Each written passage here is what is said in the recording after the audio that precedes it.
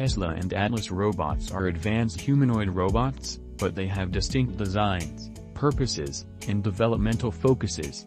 For practical, repetitive, cost-sensitive tasks, go with Tesla Optimus. Boston Dynamics Atlas is unmatched for cutting-edge performance, research, or extreme conditions.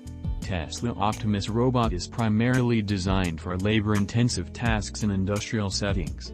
Tesla envisions it as a general-purpose robot for automating repetitive tasks, potentially even for home use. Tesla Optimus Robot has a human-like form with a sleek, minimalistic design. It is 5 feet 8 inches tall, 125 pounds. It is less focused on agility and designed more for controlled environments. It has limited dexterity compared to highly dynamic robots like Atlas.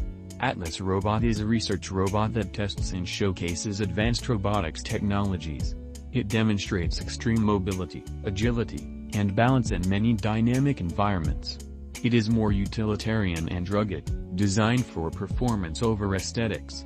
It is 4 feet 11 inches tall, 190 pounds.